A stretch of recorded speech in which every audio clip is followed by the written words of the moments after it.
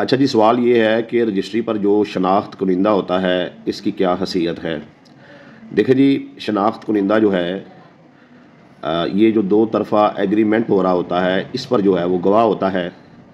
یعنی مثال کے طور پہ وہ اس بات پر گواہ ہے کہ یہ شخص جو ہے بیچنے والا پلاٹ، اس نے پلاٹ بیچ دیا ہے، اپنے پیسے جو ہیں وہ لے لیے ہیں اور اس کے بدلے میں فل پیمنٹ کا اسٹامپ کر دیا ہے.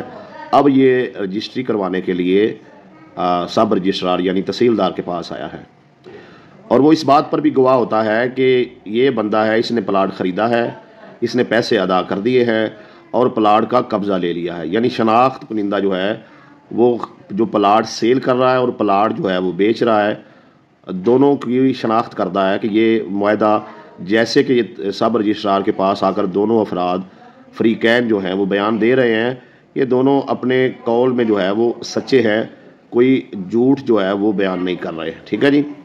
اچھا، اب اس میں کیا ہے کہ بعض جو وکیل اور اسٹامپ فروش ہیں وہ شناخت کنندہ جو ہے وہ پلاٹ سیل کرنے والے کی طرف سے ڈالتے ہیں. مثلا ایک خاتون پلاٹ سیل کر رہی ہے تو اس کے بیٹے کو شناخت کنندہ ڈال دیا جاتا ہے.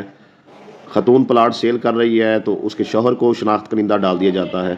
خاتون پلاٹ سیل کر رہی ہے تو اس کے بھائی کو شناخت کنندہ ڈال دیا جاتا ہے. اور ایسا کرنا بھی چاہیے کیونکہ وہ عورت ہے، وہ کہے جی کل کو مجھے تو پتہ ہی نہیں ہے، مجھ سے انہوں نے ایسے انگوٹھے لگوا لیے، یہ کر لیا، وہ کر لیا. کل اکثر لوگ خود ہی رجسٹری کر کے دیتے ہیں اور بعد میں عدالت میں جا کے کیس کر دیتے ہیں، تو انسان بلا وجہ پریشان ہوتا رہتا. جب آپ کسی عورت سے جگہ اپنے نام پلاٹ یا مکان کروا رہے ہیں تو آپ شناخت کنندہ جو ہے وہ آپ کم از کم کوشش کریں کہ کسی مرد کو رکھیں. جب آپ کسی مرد کو شناخت کنندہ رکھیں گے تو عورت اگر مکرے گی بھی تو مرد جو شناخت کنندہ آیا ہے اس کے بھی سائن ہوئے ہیں، انگوٹھے لگے ہیں اور اس کی بھی تصویر اتاری گئی ہے. اب تو شناخت کنندہ کی تصویریں لی جاتی ہیں، انگوٹھا لگایا جاتا ہے، سارا سلسلہ ہوتا ہے.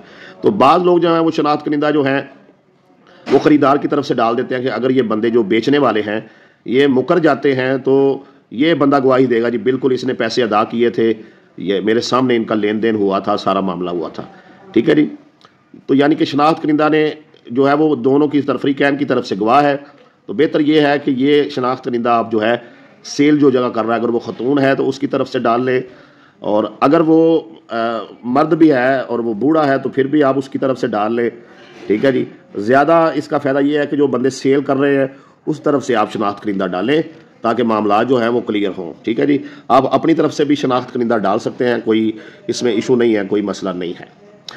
اب دوسری بات جو آپ نے خیال رکھنا ہے کہ جب آپ نے بیانہ کرنا ہے تو وہی گواہ رکھے، جب آپ نے بیانے کے بعد کچھ ہاف پیمنٹ کی ہے تو وہی گواہ رکھے، فل پیمنٹ کی ہے تو وہی گواہ رکھے، رجسٹری کروا رہے ہیں تو وہی گواہ رکھے. یعنی بعض لوگ کیا کرتے ہیں، بیانے پر کوئی گواہ ڈال لیے، آگے ٹوکن پہ کوئی گواہ ہے، بیانے پر کوئی گواہ ہے، ہاف پیمنٹ پہ کوئی گواہ ہے، فل پیمنٹ پہ کوئی گواہ ہے، رجسٹری پر کوئی گواہ ہے.